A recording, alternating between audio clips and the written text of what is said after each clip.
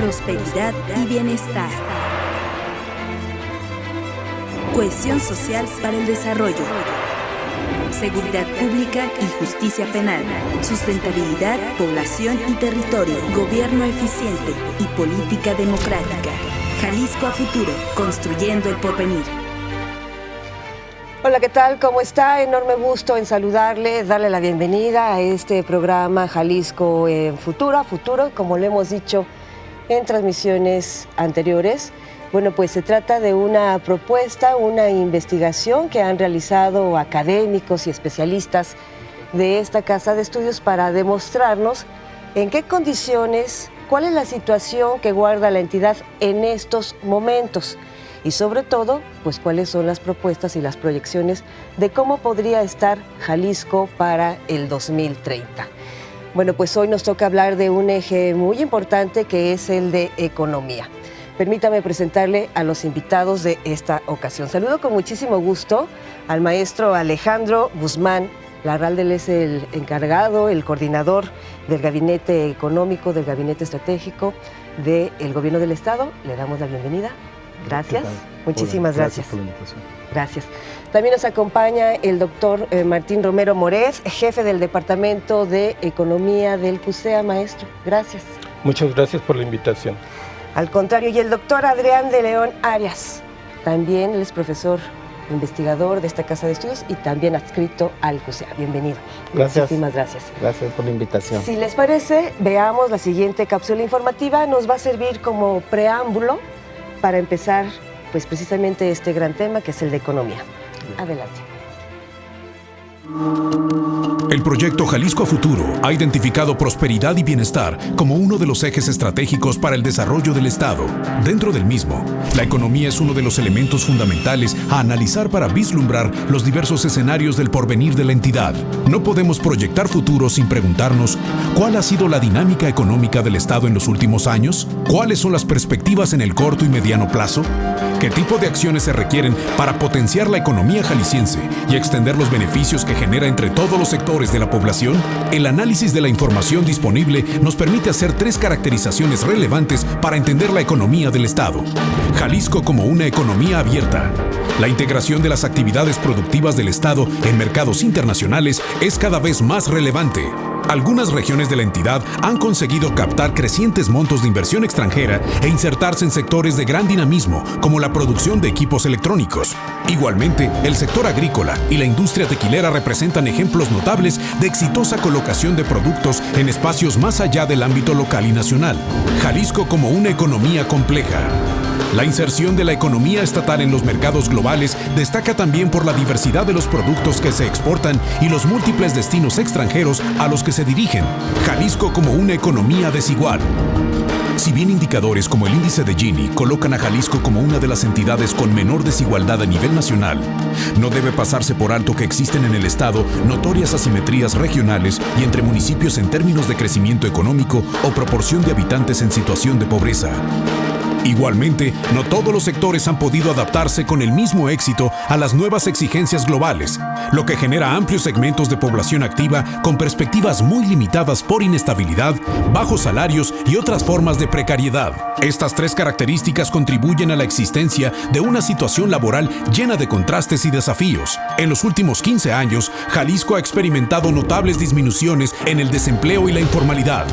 Sin embargo, en términos generales, los salarios se encuentran por debajo de las necesidades de subsistencia de los trabajadores, y si bien el ingreso promedio mensual de Jalisco se encuentra por encima del promedio nacional, es preocupante que el Estado ha perdido posiciones en la tabla que clasifica a los estados de mejor a peor salario. Para que el potencial económico del Estado se realice de mejor manera y el desarrollo beneficie más claramente a toda su población, se necesitan acciones preocupadas no solo por generar inversión, sino por organizarla y dirigirla con criterios de sustentabilidad económica y social.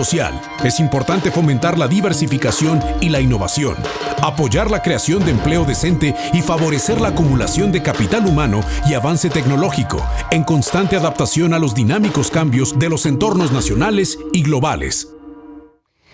Bueno, pues así estamos. Maestro Martín Romero, empezamos con usted, ¿le parece? Me parece bien. ¿Qué agregaría? ¿Cómo estamos en estos momentos en Jalisco?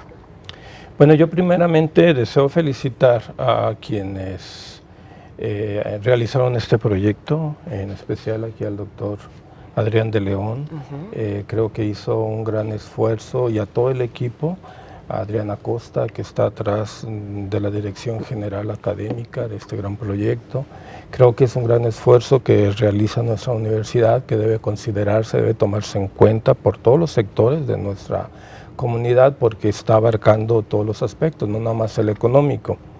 Yo coincido ampliamente con el diagnóstico que se presenta aquí, pero es obvio que pues no es, tuvo limitaciones. Antes de entrar aquí a cabina estuve platicando con el doctor Adrián y yo le decía, seguramente que te pusieron muchas limitaciones de espacio en la publicación. Se ve que es un libro amplio y que hay muchos aspectos que no lograron tocarse por razones de espacio. Entonces, hay otros aspectos también que se pueden considerar y que son muy importantes. Por ejemplo, para incentivar el crecimiento, el crédito es fundamental. Él lo menciona, que es una gran deficiencia la inversión, pero tenemos una estructura financiera que limita mucho. O sea, nosotros, Jalisco y en general el país necesita una reforma financiera, bancaria, que realmente apoye el desarrollo económico. Mientras que sigamos trabajando para la banca, no vamos a tener el desarrollo que necesitamos. Y bueno, aquí se está proponiendo medidas precisamente para incentivar la inversión, ¿no? Pero ese es nada más uno de los aspectos que podría yo añadir en este momento, pero en general yo estoy muy de acuerdo con el diagnóstico que se presenta. Bien, maestro de León, ¿cómo estamos? ¿Y se asustó al realizar este estudio? ¿Quedó impactado o no? No, más bien, sí, pues yo iba con una perspectiva de encontrar algo positivo o muy negativo, pero la verdad que el Estado tiene la perspectiva económica tiene claros oscuros, ¿no? Por un lado, vemos sectores muy dinámicos, la industria electrónica, la exportación de productos agrícolas que llamamos ya y que acostumbramos llamar los berries, las berries, el tequila, la industria del vestido, la industria de muebles. Son áreas que están mostrando mucho dinamismo a nivel nacional e internacional, pero al mismo tiempo este dinamismo está generando retos a futuro. Yo al hacer este trabajo pues en la perspectiva de futuro, lo veo que hay muchos temas que hay que atender, ¿no? Por ejemplo, en esta producción de berries, en la producción de productos agrícolas para exportación, está el tema ambiental, ¿no? Hace pues unas semanas salió el tema de la producción de aguacate en San Gabriel. Entonces, sí, el aguacate es el oro verde, se está exportando, en el Super Bowl todo el mundo consume guacamole, etcétera, pero detrás de eso que no le vemos sustentabilidad ambiental, por ejemplo, no le vemos sustentabilidad social. Utiliza o participa en la producción mano de inmigrantes temporales, que pues es un gran problema social. Entonces, mi conclusión general es que sí hay puntos positivos, pero esos puntos positivos a la vez hay que darles mucha atención para hacerlos sustentables hacia el futuro. Está creando una parte positiva, pero está afectando otra, ¿no? Correcto. Sí. Coordinador, ¿cómo encontró en su ámbito al Estado? Bien, yo creo que también para poder contestar esta pregunta vale la pena contextualizar un poco más y entender qué Estado tenemos y a partir de qué hemos crecido para entender también hacia dónde vamos. El Estado de Jalisco tiene una economía que vale o que produce bienes y servicios por 1.2 millones de pesos. Este valor aporta aproximadamente el 7.1% del Producto Interno Bruto a nivel nacional y está muy empatado con el Estado de Nuevo León. Competimos por un tercer lugar, a veces estamos en cuarto, a veces estamos en tercero, dependiendo de qué variable es la que estamos comparando. Pero normalmente estamos empatados en el tercer lugar, después obviamente de la Ciudad de México, que es quien aporta más PIB por obvias razones de población, seguiría el Estado de México y Nuevo León y Jalisco compitiendo por un tercer lugar. El Estado, a su vez, aporta, o la forma en que se dividen el valor es un 63% generado por el comercio y los servicios, un 33% por la industria y el sector secundario y menos del 6% por el sector agropecuario. Ahora, ¿esto es bueno o malo? En algunas cosas es bueno, en algunas cosas no tanto. Aun cuando tenemos una economía bastante diversificada, es decir, tenemos una industria de tecnología de electrónica muy fuerte, tenemos un ecosistema muy poderoso que se ha construido durante los últimos 30 años. Tenemos una agroindustria, ya se comentaba, muy poderosa también, que aporta el 12% del PIB agroalimentario nacional, es decir, es el Estado que más aporta. Tenemos un turismo, industrias creativas, diseño.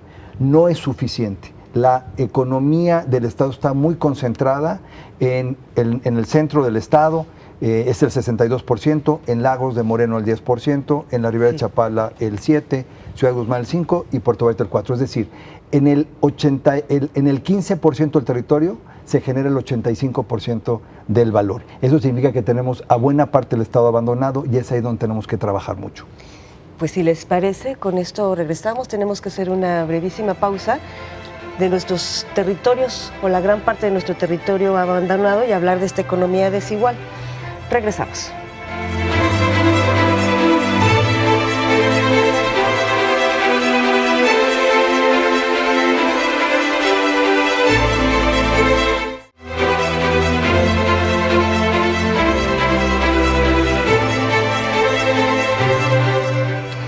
Bueno, pues regresamos y quedó retomar el tema de esta región o regiones abandonadas en la entidad y que tenemos una economía desigual. Y esta podría ser una gran desventaja, no podría ser, es una gran desventaja porque tenemos un sinnúmero de gente que apenas le alcanza para vivir al día. ¿Qué hacemos y cómo se puede revertir esta economía desigual, maestro? Sí, efectivamente, en Jalisco el desarrollo regional se ha venido posponiendo desde hace décadas, ¿no? Y pues eso ha beneficiado nada más a los habitantes del centro, pero esos beneficios ya ahora se vuelven en perjuicios porque tenemos graves problemas de contaminación, de movilidad, etcétera, etcétera. Entonces se ocuparía desarrollar una estrategia para que invitara a las personas a vivir en las regiones. Yo he pensado desde hace tiempo y lo he dicho en los medios que si desarrolláramos trenes rápidos de cercanías, que en donde la gente pudiera vivir en los pueblos aledaños y llegar en 15, 20 minutos al periférico y que en el mismo periférico hubiera otro metro que te comunicara a cualquier parte de la ciudad, entonces podría la gente vivir fuera y trabajar aquí, mientras que sus regiones se empiezan a desarrollar en la medida en que se vayan poblando más y vayan generando demanda para que las empresas también se vayan a desarrollar allá, en esas regiones. Pero bueno, hubo desarrollo, ¿no? En un tiempo, maestro, se intentó. De hecho, había las 100 ciudades medias y los polos que se tenían que crecer, pero también llegó el desarrollo, llegó la contaminación y llegó desorden. Si me permite, ahí está el caso Vallarta, el salto que tenemos 3 décadas ahí. Tepatitlán, que es el principal productor de huevo del mundo, sí. ¿No? No sé qué porcentaje, de 20, 30% sí. Del huevo del mundo se produce en Tepatitlán. Hay dinamismo económico, pero hay problemas ambientales, o sea, el alimento que consumen las aves generan malestares en la población, ¿no? Y Vallarta es otro caso paradigmático, ¿no? De desarrollo junto a un desorden urbano tremendo. Y lo hemos permitido todos. Sí, se va. Y además, maestro, el pollo y el huevo tan caro. Además sí, el de aguacate eso, ya se... el aguacate.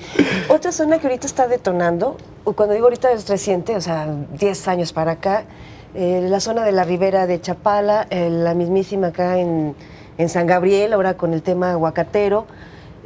Coordinador, ¿qué nos dicen esto del crecimiento y el desorden? A ver, efectivamente lo que encontramos en principio es mucho desorden en el interior, zonas abandonadas.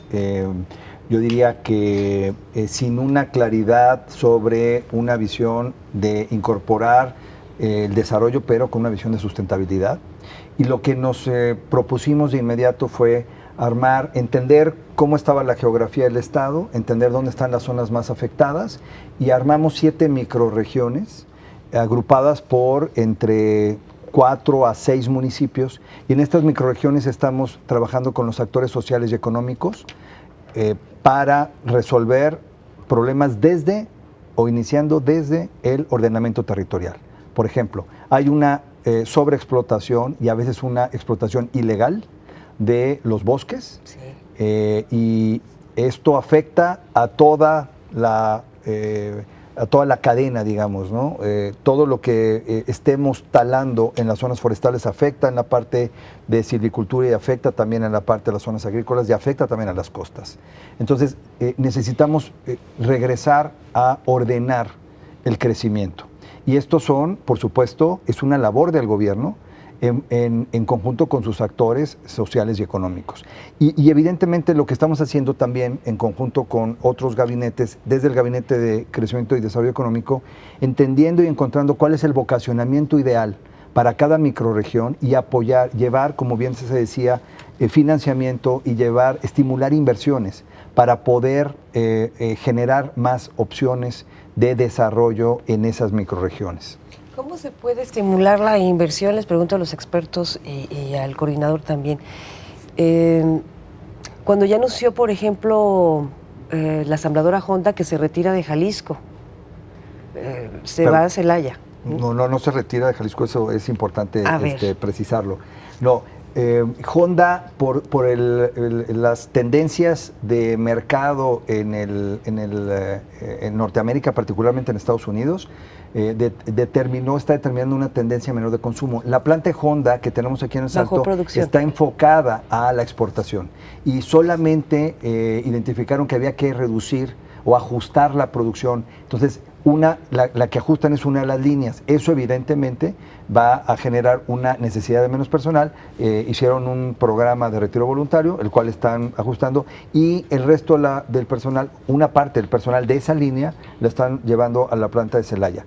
Lo que nosotros estamos proponiendo, pero la planta sigue existiendo y seguirá creciendo, etcétera. Lo que nosotros como gobierno lo estamos proponiendo a la planta es que entremos más bien a desarrollar un nicho que es la tendencia de futuro, que es la movilidad eléctrica.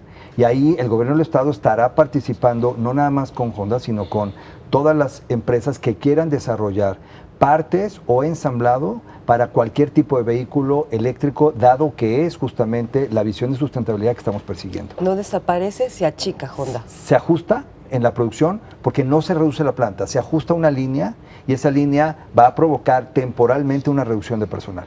Uh-huh. ¿Qué podemos proponer, por ejemplo, en la zona norte, que desde que yo empecé a ejercer el tema del periodismo, siempre la he visto abandonada? Me parece, y lo digo con proporción guardada, si no es por el centro universitario de la zona, tendría un rostro pues paupérrimo. Sí, bueno, de hecho, los datos de pobreza, no es la parte del capítulo de economía, sino otra parte que se trató en el estudio, identificaba muy claramente la pobreza absoluta. La pobreza absoluta se localiza en el norte del estado, ¿no? Y aquí yo quisiera mencionar también que Tiene que ser una estrategia un tanto más amplia, basada en la provisión de bienes públicos, como en provisión de infraestructura, mejores carreteras, porque el empleo, por distintas razones, ya no es suficiente para promover el desarrollo. El empleo, si se quiere buscar la expansión, se basa en bajos salarios, en tratar de aprovechar la mano de obra. Entonces el bienestar tiene que venir por otro lado, tiene que venir en mejor infraestructura, mejor educación, provisión de asistencia o apoyos sociales que enfaticen la actividad económica, pero en condiciones de sustentabilidad.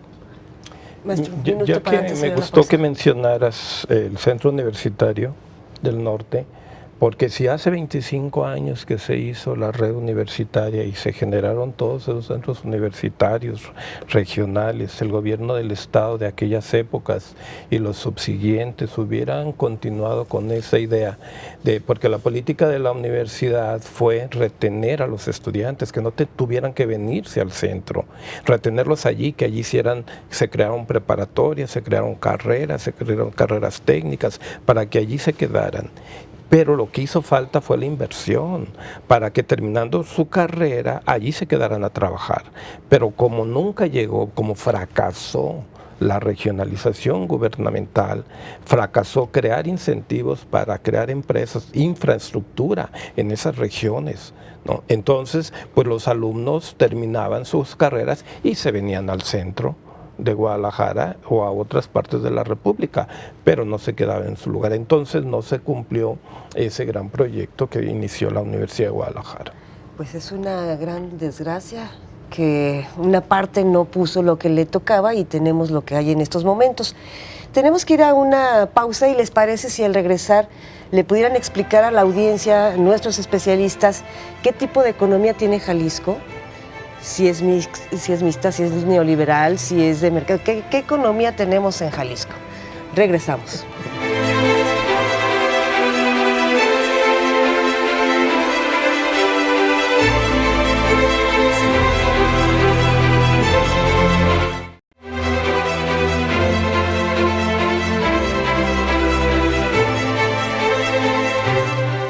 Muchísimas gracias por continuar con nosotros, maestros.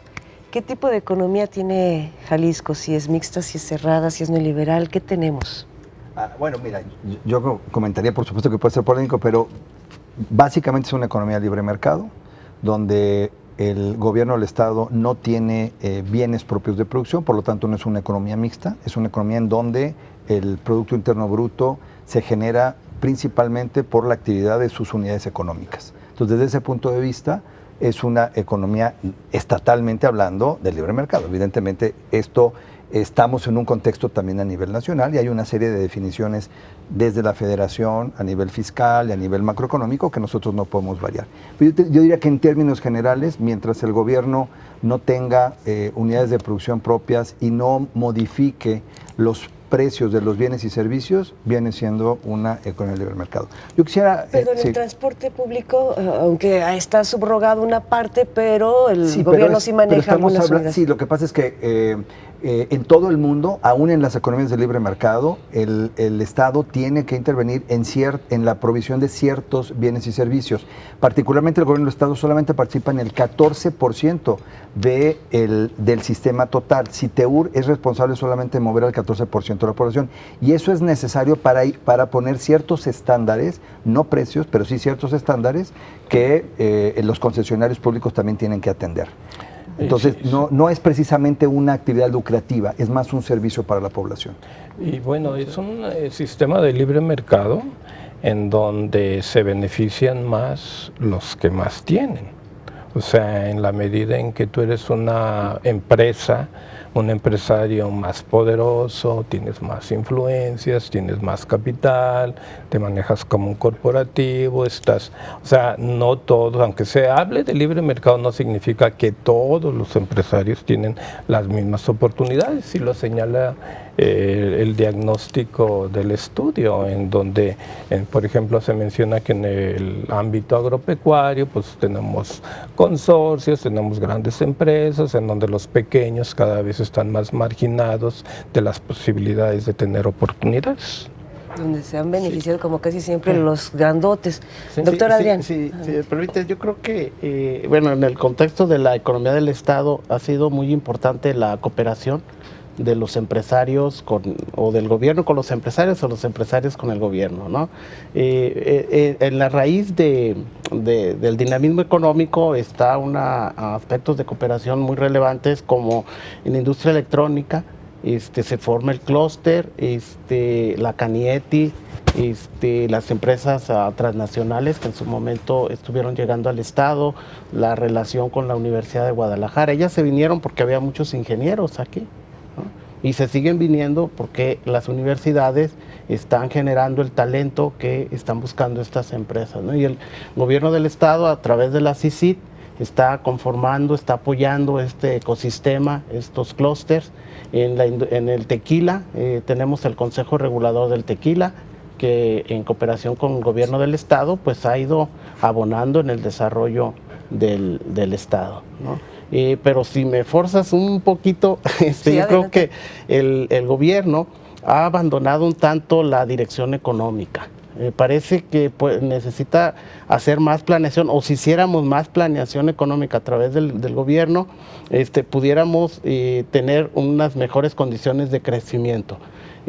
Anteriormente teníamos, me voy a delatar la edad, teníamos el gobierno se manejaba a través de departamentos y existía el departamento de programación y desarrollo, donde se realizaban las actividades de planeación, existía la COPLADI, el Consejo de Planeación para el Desarrollo Integral del Estado, y ahora las secretarías de economía son secretarías de promoción económica, se realiza poca planeación económica. Entonces, creo que podríamos abonar más al desarrollo del Estado con mejores actividades de planeación. Coordinador Guzmán Larralde, de hecho, hay que hablar de empleo, hay que hablar de eso, pero me parece sumamente importante lo que está señalando el doctor. Sí.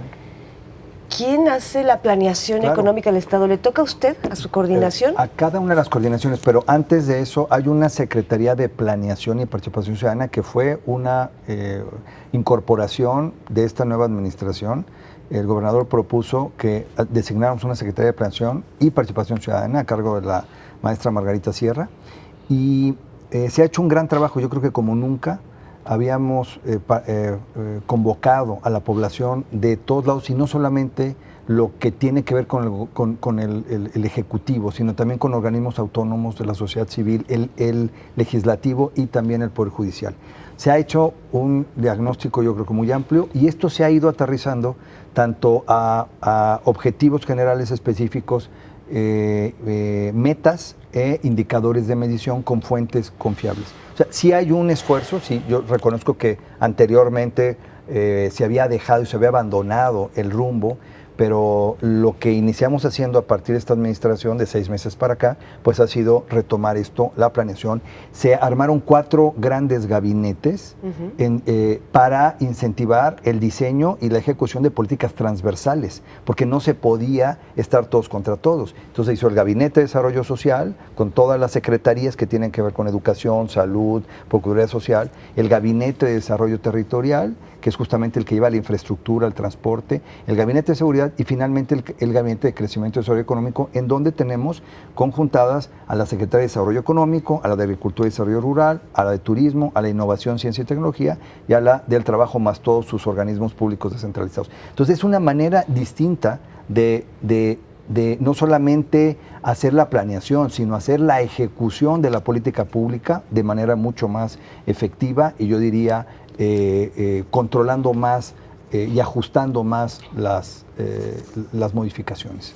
De hecho, nos queda un minutito para ir a la pausa, pero, a ver, platicaba con la maestra Patricia Martínez Vargas, con la maestra Patricia de Cualtos. Ya. Vargas Becerra, espero no haberle cambiado los apellidos, o Becerra Vargas, sí son ellos, pero no sé si los estoy invirtiendo. Patricia Noemí Vargas. Ajá, exactamente. Y ella, me encanta una de sus frases, porque dice, yo no entiendo un trabajo sin una proyección con miras de prospectiva. Y ahí entran las planeaciones y agarren todos sus números, pero ¿hacia dónde vamos? Claro. En materia de economía, Jalisco, ¿hacia dónde va? Cómo el gobierno del Estado, que además los que participaron en esta propuesta de Jalisco Futuro, nos van a decir más adelante cuáles son sus propuestas para ver cómo estaremos en el 2030 más o menos. Pero los próximos, Enrique Alfaro, ¿cómo le va a entregar esta administración al que sigue? Hablemos de su área de economía. ¿De una vez? De una vez, antes de ir a la pausa, vamos pausa y regresamos con ello.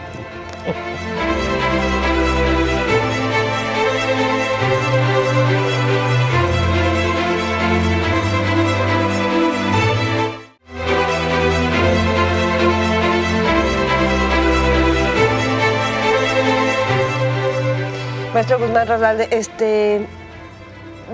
estaba en el uso de la voz antes de ir a la pausa. Nos queda poco tiempo y hay tanto que decir, Usted dice que Jalisco sí tiene futuro y tiene una proyección de cómo vamos a estar. ¿La proyección es a este sexenio? No, la proyección es una proyección que se armó hacia el 2030. Hasta el 2030. Efectivamente, y justo coincidimos también con el material, del cual también felicito a todo el equipo que participó en él. Sin duda, Jalisco está preparado porque tiene los fundamentos, tiene las bases para llegar a niveles no solamente de crecimiento, sino también de desarrollo económico y social. Y nosotros nos planteamos la siguiente visión. Jalisco será líder nacional en aportación de valor económico y social a través de cadenas productivas que impulsen el potencial humano, creativo y emprendedor de toda nuestra población, aprovechando los recursos naturales de todas nuestras regiones de manera sustentable y de manera con responsabilidad social también. Entonces, sí tenemos una claridad de que necesitamos darle mucho más empoderamiento a la población. Esto significa, tenemos que darle competencias no solamente a los estudiantes, a toda la población, incluyendo mujeres, a la población que está en las zonas rurales, a los discapacitados, etcétera, para que logremos incorporarnos, y yo no diría solamente al mercado de trabajo como empleados o colaboradores, sino más bien logrando que esas competencias lleven a buena parte de nuestra población a generar emprendimiento. Hace un momento que se hablaba del problema de la educación y específicamente en las regiones, el problema no es tanto que no haya llegado la inversión, yo más bien iría todavía más atrás.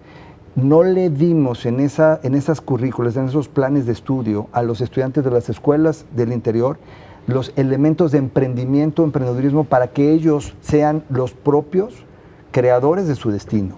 Y si pensamos que solamente les vamos a dar competencias para que lleguen a emplearse en una empresa, y esas empresas no están ahí, evidentemente tienen que emigrar. Y entonces dejan a las poblaciones rurales pues solamente con las tienditas de abarrotes y las farmacias y economía muy básica, ¿no? Sí, pero siendo francos, hablar de emprendedurismo es muy fácil, pero realizarlo es muy difícil.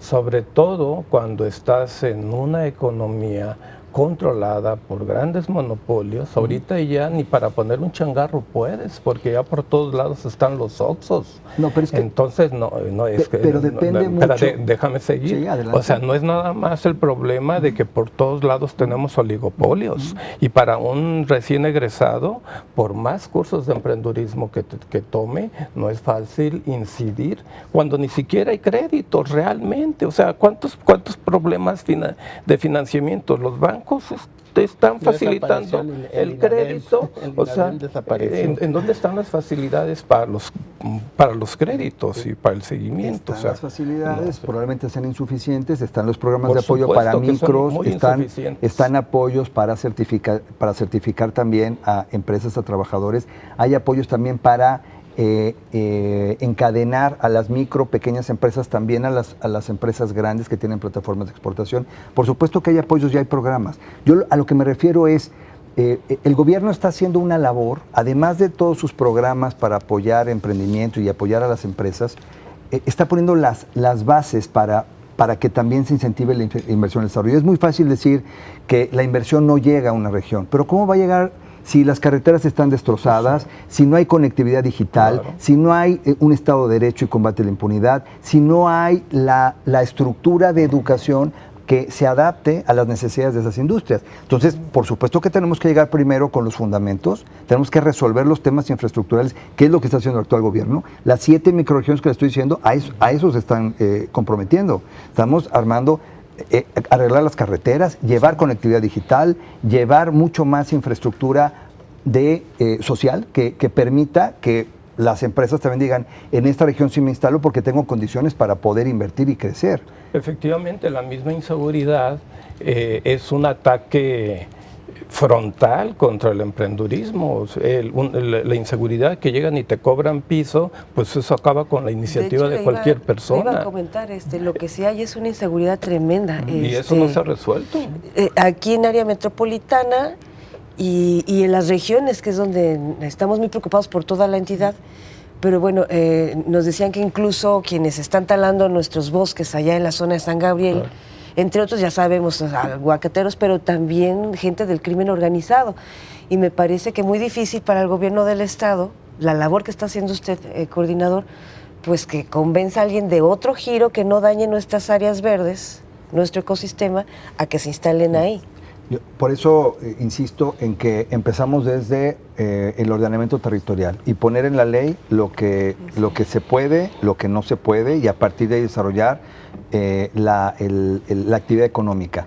Efectivamente hay un tema de inseguridad a nivel nacional, y esto es algo que el gobernador del estado ha estado también trabajando en todos los niveles, tanto a nivel federal como a nivel municipal. Es insuficiente, por supuesto, nada menos en estos días estamos viendo la incorporación de la Guardia Nacional a las estrategias de seguridad. O sea, yo creo que difícilmente ahorita en cualquier estado podría solos con el reto que representa volver a tener los niveles de seguridad que necesitamos. Pero se está haciendo el esfuerzo, se está haciendo el trabajo.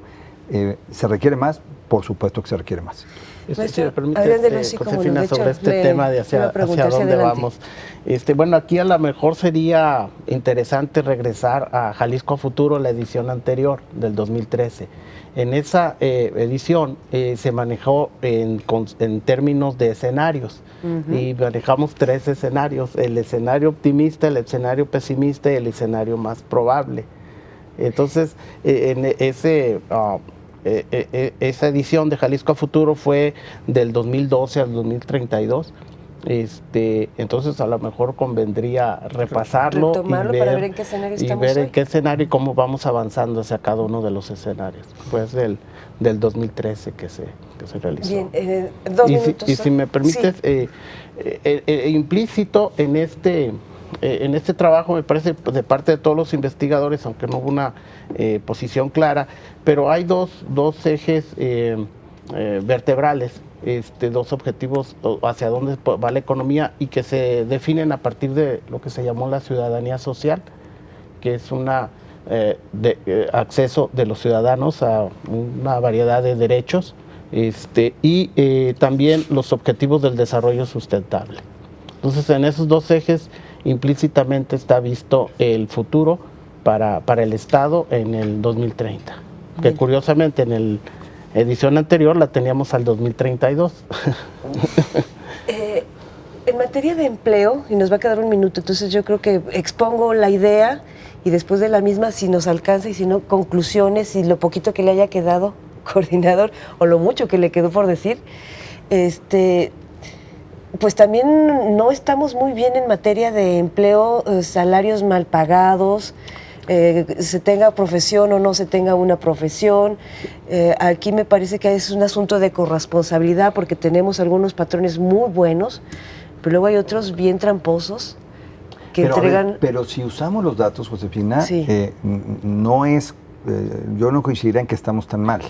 Es decir, en los últimos años, cuando el Estado de Jalisco ha llegado a niveles cercanos entre el 4.5 y 5% como tasa de crecimiento anual, lo que los empresarios han visto es que no tienen empleo, es que ponen letreros porque no hay, es decir, no hay suficiente población económicamente activa para que se integren a sus empresas. Entonces, De hecho, Jalisco en este primer 4 o 5 meses ha sido líder en generación de nuevos empleos a nivel nacional, por arriba de Ciudad de México y de Nuevo León y del Estado de México.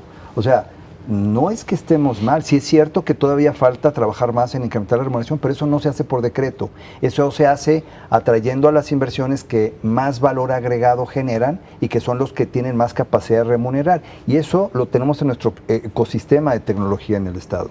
Me acuerdo cuando cubrí... las estadísticas nos dicen que Jalisco ha sido líder en generación de empleo, pero en empleo de mala calidad, precario, y que también tenemos un muy alto porcentaje de las personas en la economía informal. De hecho, recuerde, con eso nos vamos a pausa porque ya lo están marcando. Me tocó hacer la cobertura cuando se hizo el Plan Estatal de Desarrollo con Alberto Cárdenas Jiménez, y en aquel entonces se decía que Jalisco requería 60,000 empleos anuales y formales. Y se ha conseguido o no, pero... pues ya cuántos años han pasado, a lo mejor conseguimos ahorita 60,000 empleos, pero hay un rezago tremendo. Bueno, con esto y más regresamos.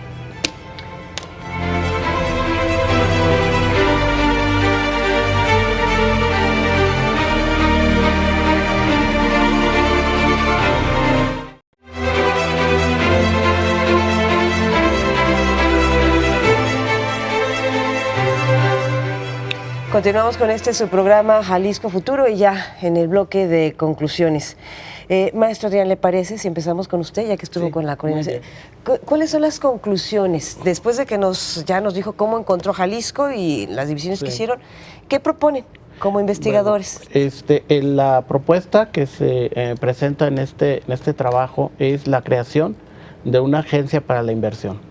En todos los estados, todos los países tienen agencias para la inversión, que normalmente son agencias que buscan atraer la inversión. Si viene un inversionista extranjero, van a esa agencia, le dice cuántos empleos va a traer, de qué monto va a ser su inversión, qué terrenos necesita, y el gobierno les facilita, les dice, bueno, mira, si te vas a Lagos de Moreno, te puedo ofrecer el Parque Industrial X, si te vas en Guadalajara, el Parque Tecnológico. Entonces, así de esa manera se atrae inversión. La propuesta de aquí es que si bien requerimos de inversión, por el nivel de desarrollo que tenemos, necesitamos una agencia de inversión que fomente la inversión de calidad, que fomente una inversión ligada, por ejemplo, a los objetivos del desarrollo sustentable. O sea, que si viene una inversión, se haga una evaluación de su calidad y según la calidad que traiga esta inversión, sea el tipo de apoyo que se le ofrezca. Esa es la idea para tener inversión. Desde luego necesitamos inversión, pero también queremos inversión de calidad. Maestro, y rápidamente, ¿esta propuesta se requiere dinero para crear esta agencia? No, se requiere una reforma en la Ley de Promoción del Estado de Jalisco y se requiere integrar diversas agencias o departamentos o áreas del gobierno del Estado. Ya existe una agencia para la inversión, lo único que haríamos es ligarla con otras áreas, por ejemplo, con la Secretaría de Medio Ambiente, o con agricultura, etcétera, con las diferentes áreas, para que entre todos definamos qué es una inversión de calidad, y a esa inversión de calidad le demos prioridad. Esa es la idea particular. Maestro Martín Romero.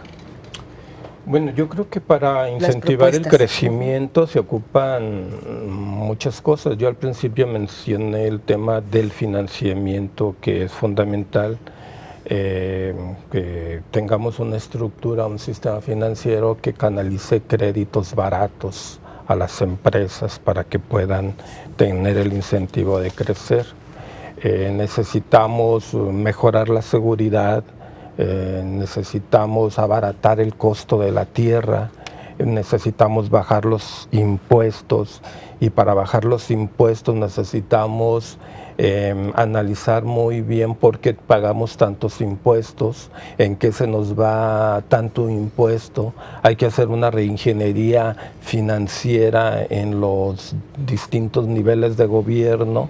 Hay que analizar cuál es el valor social de la burocracia, cuál es el aporte social, en qué nos están regresando a nosotros tantos impuestos que pagamos y tantas multas, porque además de todos los impuestos que pagamos, cada vez que solicitamos un servicio, un acta de nacimiento, etcétera, tenemos que volver a pagar, un pasaporte tienes que volver a pagar, cualquier cosa que le pidas al gobierno, pagas, cuando ya estás pagando impuestos, ¿no? Entonces, y luego cuando quieren hacer una obra, pavimentar, se endeudan, y luego resulta que la obra resulta 3 veces más cara, y entonces, pues ya más deuda, y ya dónde va la deuda del gobierno del Estado. Que acaban de pedir otro crédito. Y acaban de pedir otro crédito, o sea, esto es como un barril sin fondo, cuando la ciudadanía no ve resultados, no ve un verdadero crecimiento, y sobre todo no vemos un verdadero desarrollo. Entonces necesitamos eliminar cargas para alivianar el proceso productivo, el proceso de la iniciativa privada, a hacer posible que la gente traiga más dinero en el bolsillo para que consuma más, incentivar el mercado interno. Es que recaudar no está mal, el asunto es para qué y cómo, ¿no? Luego vemos en el legislativo cuántas propuestas que son meramente recaudatorias, pero efectivamente dónde se canalizan y a dónde van, y es cuando surge la molestia y todos quisiéramos tener más dinero en el bolsillo. Maestro, por favor. Yo creo que la sociedad en su conjunto, los actores tanto económicos, sociales, académicos, etcétera, creo que hemos hecho muchos esfuerzos para mejorar la situación de nuestro Estado, y me parece también que los esfuerzos son insuficientes, y en eso tenemos que abocarnos, hacia dónde tenemos que ir. Hay muchos elementos que no necesariamente son definiciones del gobierno del Estado. El tema de los impuestos pues es un tema principalmente federal, y lo que hemos estado peleando, ahí sí peleando y luchando últimamente, es que a Jalisco se le retribuya mucho más de los recursos federales, porque nosotros aportamos más. Un poco también retomando el tema de la inversión, tenemos ya la agencia, como bien lo decía el doctor de León, la agencia se llama Consejo Estatal para la Promoción Económica del Estado, el CEPE, y a mí me gustaría mucho más bien invitarlos a que conocieran y abrimos cuáles son los nuevos criterios que se eligieron, y efectivamente los criterios que se eligieron para atraer la inversión de valor y sustentable son no solamente el número de empleos, sino también la remuneración, que estén ligados a plataformas de exportación y que evidentemente sean sustentables. O sea, sí son parte o buena parte de los criterios que comenta el doctor, pero me gustaría mucho invitarlos para que se sumaran a lo que nosotros hemos ya delineado como las nuevas políticas para atraer esa inversión de alto valor. En el caso del financiamiento para el desarrollo coincido también, es decir, es insuficiente. Tenemos también un organismo, se llama FOJAL, es nuestro brazo financiero en el Estado desde hace varios años. Yo diría que de 3 o 4 años para acá es cuando ha funcionado mejor. Hoy día se dispersan 1.200 millones de pesos al año. Se dispersa fundamentalmente para micro, pequeña empresa, mediana y grande muy poco. Y más allá que sea crédito barato, porque las tasas de interés, incluso en el sistema privado, son razonables. El problema son más que otra cosa las garantías. Es como cuando queremos rentar una casa. Probablemente nos parece bien el precio de la renta, pero no tenemos aval. Lo que nosotros estamos haciendo en el FOJAL es sí dispersar crédito barato a esas micros y pequeñas, pero sobre todo estamos poniendo buena parte de los recursos para que sea un banco de garantías. Y al tener un banco de garantías, lo que nos permite es multiplicar el acceso a recursos, tanto nacionales como internacionales, y entonces hacer que el financiamiento crezca. Y por ahí vamos, y también los invitamos. A mí me parece que sumando las ideas que ustedes han ya trabajado, ya han incorporado en el estudio, creo que enriqueceríamos muchísimo parte de lo que ya estamos haciendo en el gobierno del Estado. Y nada más para finalizar, nosotros estamos por un crecimiento, yo no sé si sea optimista o realista o pesimista, pero nosotros creemos que el Estado de Jalisco, si hacemos bien las cosas, sobre todo en temas de seguridad, de infraestructura para el desarrollo y de formación del talento adecuado, puede crecer a tasas de entre el 4 y el 5% anual de manera sostenida.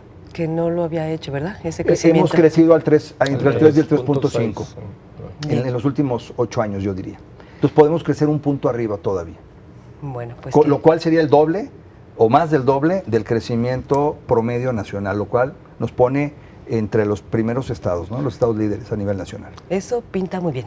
Eso suena muy bien. Espero. Muchísimas gracias. De hecho, nada más decirle a nuestra audiencia que decíamos antes de ir a la pausa anterior que se requerían 60,000 empleos. Eso fue la época de la administración de Alberto Cárdenas Jiménez, pero nos decía el coordinador que su meta ahora son 90,000, nada más para que no quede ahí al aire. Nosotros nos estamos despidiendo. Nuevamente, muchísimas gracias a nuestros invitados y desde esta esquina decirle que nos gustaría mucho que su economía vaya sustancialmente a la alza. Gracias y hasta la próxima.